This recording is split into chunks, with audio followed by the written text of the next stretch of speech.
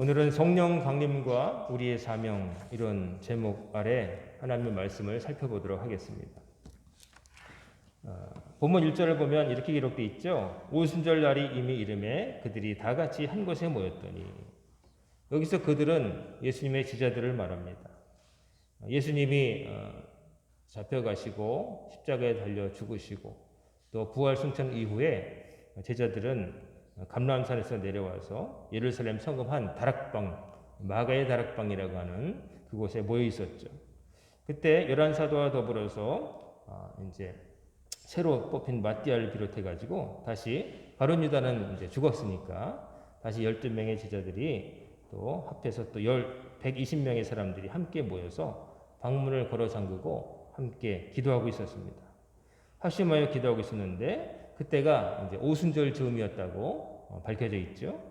이 오순절은 이스라엘의 3대 절기 중에 하나이고, 이때 오순절이 되면은 전국 각지로부터 많은 사람들이, 또 전국 정도가 아니라 해외에서도, 우리로 치면 해외 동포 지역인 유대인들이 국경을 넘어서 예루살렘까지 와서 하나님께 제사를 드리는 그런 큰 절기였는데, 즉 사람이 북적거리던 때에 절기 중에 예루살렘의 제자들과 120명의 제자들이 함께 기도하면서 기다리고 있었다는 거죠. 뭐를요? 성령 받기를. 하나님께서, 예수님께서 말씀하신 그 약속된 성령을 받기 위해서 힘을 다하여 기도하고 있었던 거죠. 근데 2절과 3절을 보면 호련히 하늘로부터 급하고 강한 바람 소리가 있어 그들이 앉은 온 집에 가득하며 마치 불의 혀처럼 갈라지는 것들이 그들에게 보여 각 사람 앞에 하나씩 임하여 있더니, 갑자기 실내였는데도 불구하고, 다락방이었는데도 불구하고 위쪽에서 아주 빠르고 강한 바람이 부는 것 같은 소리가 들렸다는 거죠. 또 이 청각적으로 뿐만 아니라 시각적으로도 신비한 일이 그들에게 다 임했어요. 마치 그 불꽃이 타오를 때 불의 그 불꽃의 끝이 일렁일렁거리면서 빛나는 것처럼 각 사람 한 사람 한 사람에게 그게 다 보였고, 각 사람 한 사람 한 사람에게 그 불꽃 같은 것이 떨어져 내렸다는 거죠. 그러니까 얼마나 놀랐겠어요.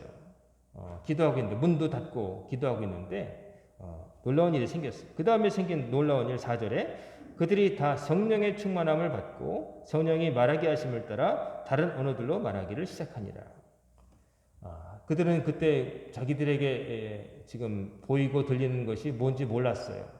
근데 그것은 바로 성령께서 거기에 임하신 사건이었습니다. 성령 강림 사건. 그때 어떤 일이 벌어지냐면은 그들의 입이 움직였어요. 성령께서 그들로 말하게 하셨다. 입이 움직여가지고 다른 언어들로 말하기를 시작하니라. 다른 언어. 다른 언어. 서로 다른 언어. 그리고 그들이 원래 쓰지 않던 언어를 말하기 시작했다는 거죠. 우리가 잘 아는 이 방언 사건인 겁니다.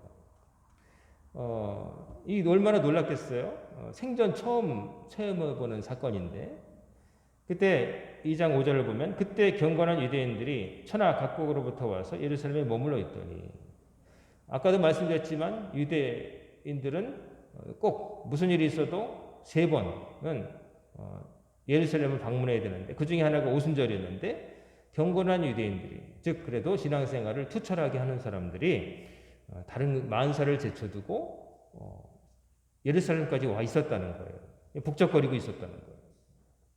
예루살렘에 있었는데 6절에 보면 이 소리가 나매 큰 무리가 모여 각각 자기의 방언으로 제자들이 말하는 것을 듣고 소동하여 다 놀라 신기하게 여겨 이르되, 보라, 이 말하는 사람들이 다 갈릴리 사람이 아니냐? 우리 각 사람이 난 것 방언으로 듣게 되는 것이 어찌 됨이냐? 이게 무슨 뜻이냐면은, 지금 예루살렘에는 제자들만 있었던 게 아니에요. 마가의 다락방에 예수님의 제자들과 사도들과 120 제자들이 있었죠. 근데 그 밖에도 오순절이었기 때문에 전국 각지로부터 국경을 넘어서 온 교포까지도 다 신앙심이 있는 사람이라면 와 있었다는 거죠. 근데 갑자기 그 마가의 다락방에서 옹송옹송옹송, 여러분 아이들이 한 반에 한 60명, 요즘은 뭐 30명밖에 안 되지만 제가 학교 다닐 때 한 반에 한 70명 정도 됐는데, 조금씩만 떠들면 웅성웅성 거리잖아요. 선생님이 하시는 말 중에 제일 많은 게, 야 조용히 해. 이 말씀을 제일 많이 하셨던 것 같아요. 떠들지 마. 근데 120명이 웅성웅성 하면서 막 하니 이 소리가 증폭돼가지고 이 다락방 바깥까지 들린 거예요. 그러니까 이 다락방 바깥에 있었던 수많은 사람들, 특별히 먼 곳에서부터 와서 예루살렘의 거처를 얻어서 여관 같은 데 묵고 있을 사람들이 들으니까 그 소리가 자기들이 살다 온 곳의 외국어인 거예요.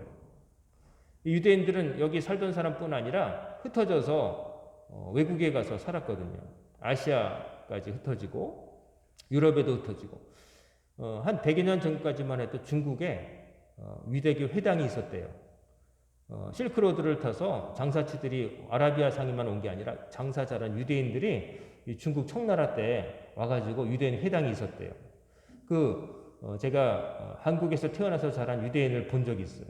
저보다 이 땅에서 오래 산 유대인을 본 적이 있어요. 한국말 너무 잘해요. 그래서 제가 한국에 오신 지 몇 년 됐습니까? 저 여기서 태어났어요. 그러시는 거예요. 유대인인데 기독교인이 되셨고 자기 조상은 이 실크로드를 타고 넘어와서 중국에 회당을 짓고 살았던 사람의 후손이래요. 그 사람들이 이 조선에 들어와서 살게 됐는데 자기가 그 후손이라는 거죠. 자, 이렇게 이제 살다 온 그 자기 나라, 자기가 조국은 아니지만 외국에 흩어 살았는데 거기서 사용하는 말로 기도하는 게 귀에 쏙쏙 들려오는 거예요. 그러니까 놀란 거죠. 이게 무슨 일이지? 또 웃긴 건 뭐냐면은, 이 110명이 들어가 있는 것을 알고 있었던 사람들이 있었나 봐요. 그러니까 이 사람들은 아마 예루살렘 토박이들, 예수님의 제자라는 것도 알고 있었던 사람들을 들을 때, 이 갈릴리 촌구석 사람들인데 무슨 말을 지금 해대는 거지? 이 사람들은, 좀 의아하게 생각한 거예요. 뭐, 횡설수설하는 걸로 들리는 거죠. 외국에서 살던 교포 출신 유대인들은, 예를 들어서 요즘으로 치면, 영어로 말하네?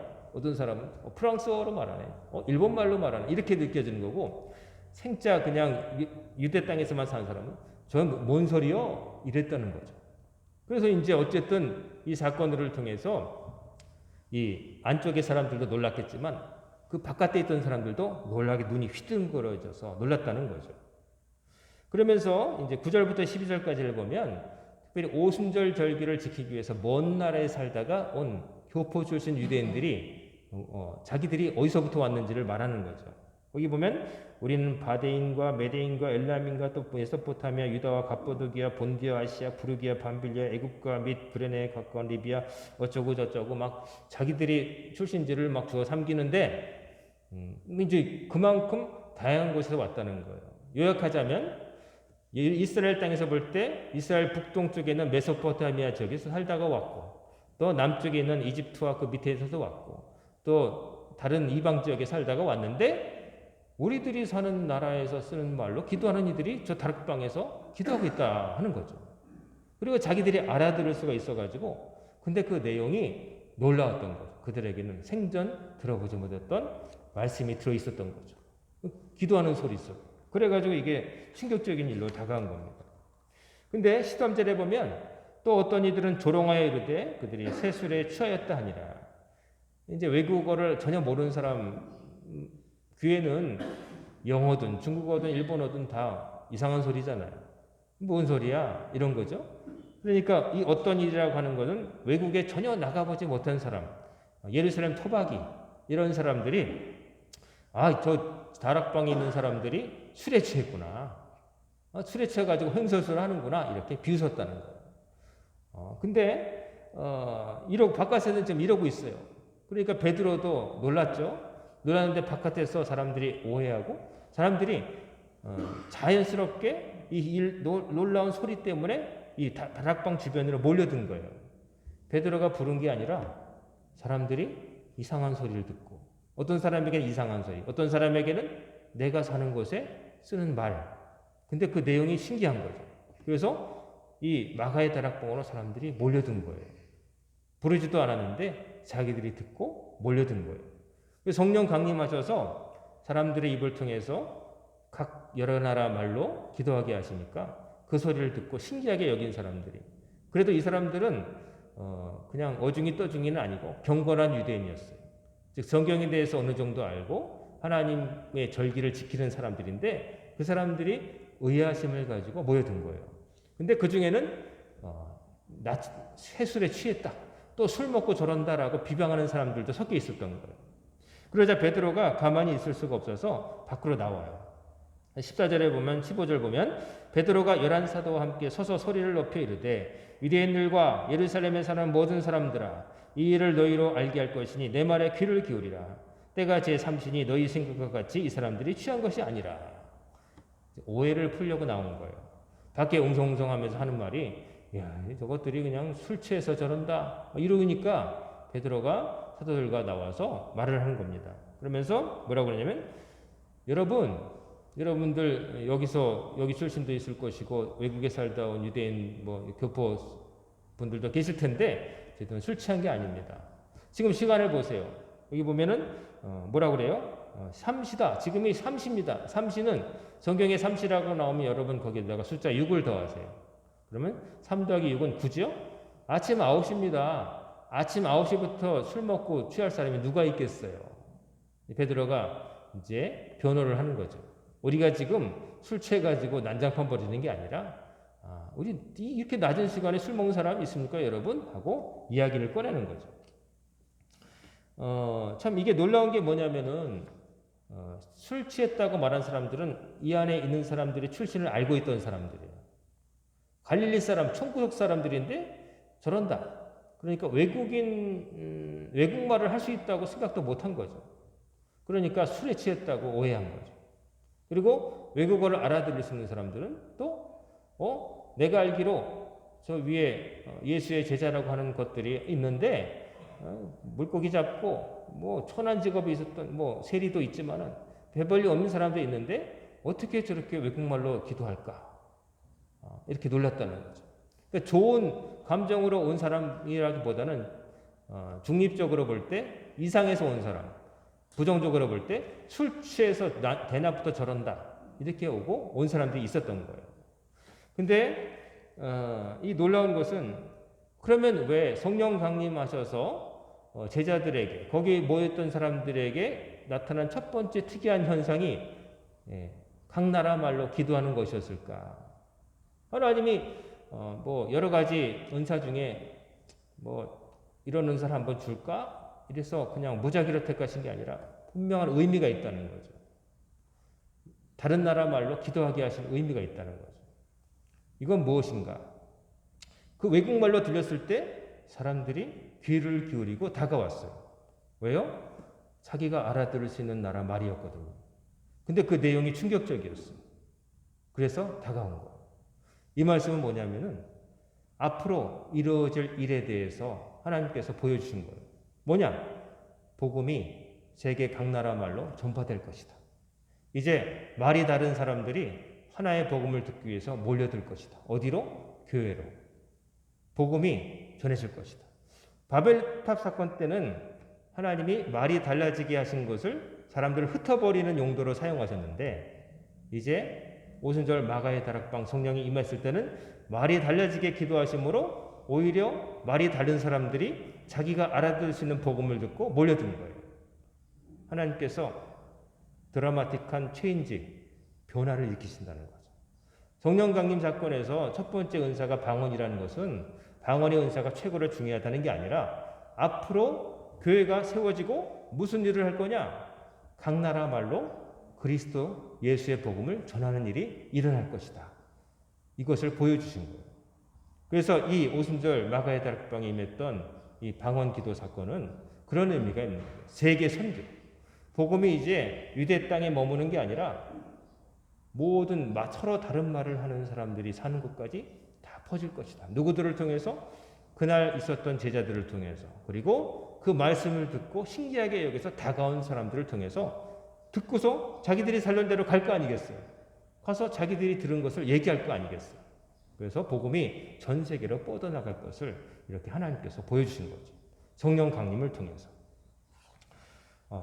성도 여러분, 우리는 교회의 존립 목적은 다른 게 아닙니다. 하나님의 말씀을 전하는 겁니다. 그리고 전하는 사람들이 되기 위해서 훈련받는 곳입니다. 우리가 생각할 때는 교회는 내 마음의 영혼을 치료받고 병원 같은 곳, 나를 따뜻하게 맞아주는 것, 이런 이미지가 강한데 물론 그런 기능도 있지만 이 땅에 처음 세워진 교회는 뭐였냐면은 훈련소였어요. 복음을 전할 전사들을 양성하는 훈련소였어요. 내가 아무리 힘들어도 복음을 전하기 위해서 땅끝까지 가련다 하는 사람들을 만들어내는 것이 교회의 출발이었어요. 요즘은 많은 사람들이 내가 이 세상에서 제일 불쌍해라고 생각하며 교회로 오는 때가 있지만 뭐 그런 마음을 가지고 오시는 것도 좋아요. 주님은 위로의 하나님이시니까. 그런데 그걸로 끝나는 게 아니라 위로받아서 강해지면 뭐 할 거냐? 뭐 할 거예요? 하나님의 사명을 감당하며 살아야 되는 거죠. 그냥 나 혼자 평안을 얻고 개인적인 안녕을 추구하고자 교회로 모이는 게 아니에요. 교회는 하나님의 말씀을 듣고 훈련받아서 그 말씀대로 본인이 살고 그 하나님이 살아계심을 내 이전의 삶과 같은 허망한 삶을 사람들에게 복음을 전해서 다른 삶을 살고 그들도 복음을 전하는 사람으로 만들기 위해서 존재하는 것이 교회라는 거예요. 그래서 성령 강림 사건은 교회의 출발이고 교회가 무엇하는 곳인지를 보여주는 사건인 거예요. 베드로가 참 놀라운 것은 베드로가 그렇게 교육을 많이 받은 사람이 아니었어요. 그저 예수님 따라다니면서 3년 동안 함께한 것이 전부였어요. 그런데 이후에 보여지는 이 베드로의 말을 보면은 성경에 대해서 너무나 박식하고 성경을 기가 막히게 구약 성경에 대해서 두루 꿰고 있는 사람의 모습이 보여요. 그것은 베드로가 따로 공부했다기보다는 공부도 했겠죠. 예수님 따라다니면서 들은 게 있을 테니까. 지혜의 영, 성령은요 지혜의 영이라고 그래요. 들은 것을 생각나게 하고 몰랐던 것을 알게 해주는 게 성령이에요. 그래서 성령께서 베드로에게도 임했으니까 베드로가 그 다음에 놀라운 일을 해요. 바깥에 모여든 군중들은 어떤 사람들이에요? 신기하게 여기고 혹은 이상하게 여겨서 부정적인 마음을 가지고 모여든 사람들인데 그들 앞에서 설교를 하게 되는 거예요. 복음을 전파하게 되는 거예요. 불러 모은 게 아니에요. 여러분, 내가 복음을 전할 테니까 여기로 모여드세요 하고 뭐 무슨 호객행위 하는 것처럼 갑시다 뭐 하고 뭐 물건 나눠주고 뭐 이래서 부른 게 아니라 이상하게 생겨서 모여든 사람들 앞에서 게다가 모여든 사람들의 모습을 술 취했다고 오해하는 사람들 앞에서 복음을 전하는 거예요. 그러니까 부정적인 사람들 앞에서 해명할 자리에 나가서 오히려 복음을 전하는 기회로 삼은 거죠. 너무나 대단한 지혜예요. 불러 모은 게 아니라 사람들이 몰려들었어요. 몰려들었을 때 좋은 마음으로 몰려든 사람이 별로 없는 그 상태에서 복음을 멋지게 전하는 거예요. 어떻게 전하냐면은 경건한 유대인들이었잖아요. 그래도 예루살렘에 있던 사람들은 성경을 좀 알고 그래도 보통 사람보다는 믿음 생활을 철저하게 하는 사람이에요. 우리 이 권사님 기도하셨지만 녹음이 우거진 계절에 여기 보면은 천마산으로 등산 가는 사람들 얼마나 많아요? 근데 여러분은 주님의 전을 찾잖아요. 이건 너무나 당연한 것이지만 세상 사람들에겐 당연하지 않은 거예요. 주님을 찾는 거예요. 절기 때에 먼 곳에 먼 나라에 살면서 절기를 지키기 위해서 뭐 KTX도 없고 비행기도 없던 시절에 주로 도보로 왔거든요. 걷는 게 여러분 몇천 킬로도 돼요. 몇백 킬로도 대단하잖아요. 근데 몇십 킬로도 대단하잖아요. 몇천 킬로를 걸어온 사람들이 어느 정도 성경에 대한 지식도 있고 그래도 경건한 부분이 있는 사람들이에요. 그러니까 베드로가 어떻게 하냐면 구약의 말씀을 인용하는 거예요. 왜냐하면 이때는 아직 신약 성경이 있지도 않은 때니까 그들도 인정하는 구약 성경의 예언을 언급하면서 당신들도 이것을 알고 있고 믿지 않습니까? 그러니 거기에 근거해서 내가 복음을 전하겠습니다 하고 그들의 마음을 열고 들어가는 거예요. 여러분들도 누군가와 대화하고 누군가를 설득할 때 좋은 방법이 뭐냐면은 내 말만 그냥 막 하는 게 아니라 상대편이 했던 말을 인용하면서 들어가는 거예요. 예를 들면 선생님께서도 이렇게 말씀하셨죠? 저도 그렇게 생각하는데 그러면서 이렇게 얘기를 퍼나가면 얘기에 접점이 생겨서 대화가 돼요. 그런데 내 말만 하고 당신은 어떻게 생각하든지 난 상관없고 내 말을 하겠다고 그러면 대화가 안 돼요. 그래서 베드로는 유엘 선지자 얘기를 하고 구약의 다윗을 예언을 인용하는 거예요. 하나님께서 주신 지혜예요.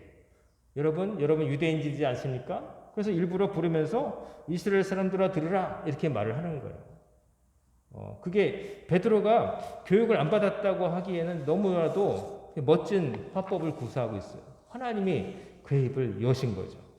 다양한 데서 온 사람들이에요.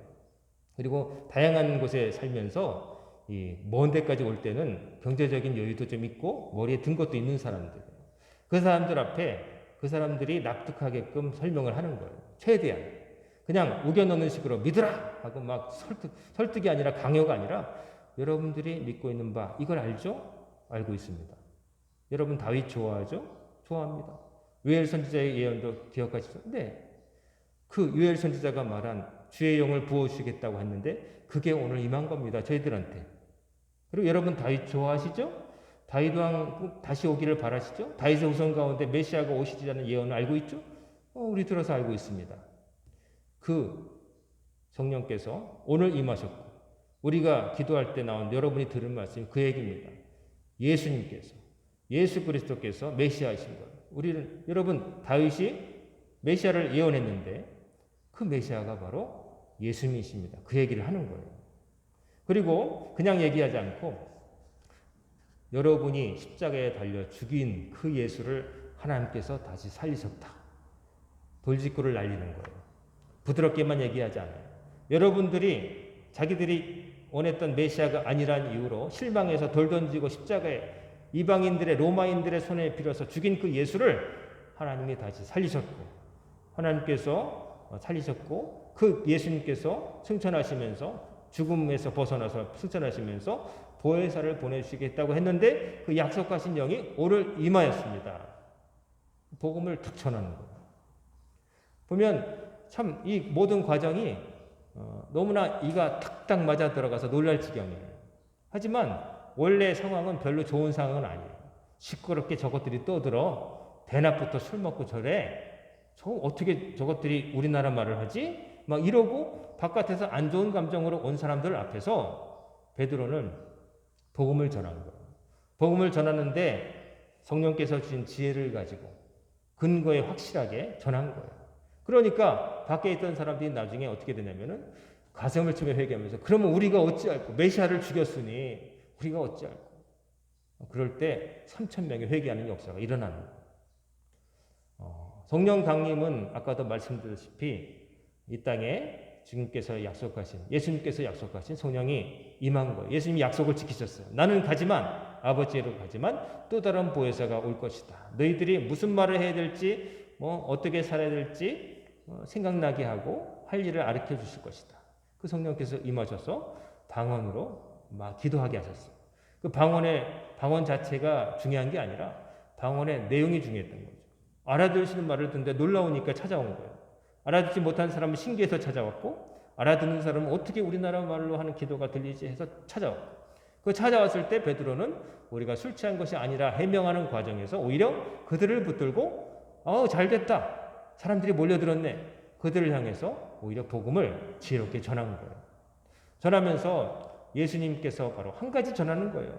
복잡하게 얘기하지만 결론은 베드로는 그들 앞에서 뭘 전하냐면 당신들이 매달아 죽인 예수가 하나님의 아들 메시아고 그분은 십자가에서 다시 살아나셨고 그분께서 약속하신 보혜사 성령이 우리에게 임했다. 이거를 전하는 거예요. 복음을 전하는 거예요. 복음을 전하는 거예요. 이게 바로 성령 강림의 의미예요. 성령 강림 사건을 통해서 그에게 주신 사명, 바로 복음을 전하는 거예요. 말이 다르고 생각이 다른 사람들에게 한 가지를 전하는 거예요. 바로 예수가 메시아다. 예수님이 구세주다. 예수 믿어야 구원받는다. 이 사건을 말이 다르고 생각이 다른 사람들에게 전하는 통로를 성령 강림 사건을 통해서 만들어 주신 거예요. 하나님은 같은 일을 가지고도 다르게 많이 역사하세요. 하나님의 능력이에요. 사람은 똑같은 일을 하면 똑같은 결과만 초래하지만 하나님은 똑같은 일 같지만 완전히 반대되는 결과를 초래하세요. 아까도 말씀드렸지만 구약시대에 그 옛날에 인간들이 자기들의 이름을 높이고 흩어지기를 면해서 바벨탑을 쌓았는데 하나님이 그 교만을 보시고 그거를 중단시키기 위해서 갑자기 말이 달라지게 하시니까 그들이 꾸몄던 일들이 죄다 올스탑 되잖아요. 망치 갖다 달라는데 톱 가져오고 못 갖다 달라는데 다른 거 벽돌 갖다 주고 이러다가 싸움 붙어가지고 결국 바벨탑이 중단되고 흩어짐을 면하자고 하더니 자기들 사는 데를 뿍뿌지 흩어졌잖아요. 사람들의 교만함을 꺾으시고 흩어지게 하시는데 말이 달라지게 하는 것을 사용하신 하나님이 오순절 마가의 다락방에서는 말이 달라지게 하심으로 오히려 사람들을 끌어모으시고 복음이 세상 끝까지 전해질 수 있는 통로를 만들어 주신 거예요. 하나님이 참 놀라우신 거죠. 우리 성경에 일어난 사건들, 하나님께서 하시는 사건을 보면 정말 놀랄 노자예요. 경이롭고 신비하고 사람의 생각을 뛰어넘으세요. 성령 강림 사건의 진짜 의미는 가슴이 뜨거워져서 기도를 눈물 나게 했다가 아니라 복음이 말이 다르고 생각이 다른 사람들에게 전해질 통로가 마련됐다는 거예요. 생각이 바뀌어서 말씀을 알아듣게 되고 알아듣는 말씀으로 전하게 되고 지금도 해외 선교사들이 나갈 때 제일 중요한 게 뭐냐면은 선교사로서의 사명감이 1차적으로 있어야겠죠. 두 번째는 뭐냐면 그 나라의 언어예요. 그 나라 말을 잘해야 돼요. 아무리 잘해도 그 나라 사람만큼은 못하겠지만 그래도 그 사람들에게 복음의 핵심을 전할 수 있는 정도까지는 돼야 돼요. 그러지 않고 그냥 무작정 나가는 건 좀 무책임한 일이고 진짜 선교사는 그 나라 사람들을 이해하고 복음을 알아듣게 설명할 수 있는 능력을 갖춰야 돼요. 그래서 외국어를 공부하는 거죠. 자기 취미생활로 하는 게 아니라 지식을 뽐내기 위해서가 아니라 그래서 지금도 선교사들은 그 나라 말을 배우기 위해서 애쓰면서 나가고 또 성경도 그 나라 백성이 이해할 수 있는 말로 번역되어서 우리도 여러분도 한글로 된 성경을 읽으시잖아요. 우리가 알 수 있는 말로 하나님께서 메시지를 전하시는 시대에 온 거예요. 이 모든 것들이 가능해진 것은 오순절 마가의 다락방에 성령 강림하셔서 각 나라 말로 복음이 전해지는 길을 하나님께서 터주셨기 때문에 가능했던 거예요. 그래서 복음을 예수가 메시아라는 걸 알게 된 사람들이 자기가 살던 곳에 가서 그 나라 사람들의 말로 복음을 전하니까 이해가 되고 납득이 되고 그들의 마음이 움직여서 그것에 교회가 세워지고 거기 있는 사람들도 또 신앙생활 하면서 다른 나라에 교회를 또 세워주고 선교사를 보내고 그렇게 해서 이 동쪽의 끝 아시아 대한민국까지 교회가 서게 된 거예요. 저 미국을 건너서 수많은 유럽의 나라들을 통해서 여기까지 복음이 전달되어서 우리가 알아들을 수 있는 말로 전달되고 있고 저도 우리말로 여러분에게 복음을 전하고 있는 겁니다. 교회 사명은 성령 강림 주일인데 교회 사명은 성령 강림을 통해서 보여진 교회 사명은 복음이 땅끝까지 전해지게 하는 거예요. 그래서 어느 누구도 복음을 못 들은 자가 없게 하고 누구든지 복음을 듣고 회심하고 구원받을 기회를 주는 거예요. 하나님 그때까지 기다려 주신다고 하신 거예요. 그때가 되면은 예수께서 심판주로 재림하셔서 온 세상의 모든 것을 심판하시고 우리가 보고 만지는 모든 것들이 소멸될 것이며 하나님을 믿었던 끝까지 최후의 승리자들은 하늘로 올라갈 것이고 이미 죽은 사람들은 잠에서 깨어나 하나님의 나라에 들어가서 영원한 나라에서 주의 곁에 머물며 주를 찬송하며 살게 되는 그 마지막 그 종착지를 향해서 오늘도 우리가 달려가고 있는 겁니다. 오늘 성령 강림주의를 통해서 여러분 교회는 복음을 전하는 곳이다. 그리고 복음을 전달받은 우리의 사명은 내가 받은 복음을 다른 사람에게도 전해서 그 사람은 이전과 같이 살지 않고 하나님 믿는 백성이 되게 하는 것이고 그들도 구원받게 하는 것이다 하는 것을 우리가 성경을 통해서 볼 수가 있었습니다. 교회는요 하나님의 말씀을 전하기 위해서 존립하고 존재 이유가 거기 있습니다. 그 밖에 다른 일도 하지만은 그러나 한 가지 일만 하라면은 하나님의 말씀을 전하고 배우고 하나님의 사람으로 훈련받는 곳입니다. 바라옵기는 우리 광연재단이 교회 본연의 사명에 충실한 재단 될 수 있도록 성령으로 늘 충만하기를 바라고 또 여러분 마음에 성령님께서 날마다 임하셔서 여러분이 하나님의 사람이 먼저 되시고 다른 사람에게도 복음을 전해서 한 사람이라도 더 구원받게 하는 그런 사명을 잘 감당하시는 우리 교회와 우리 성도님들 다 되시기를 주의 이름으로 축원합니다. 아멘. 기도하겠습니다.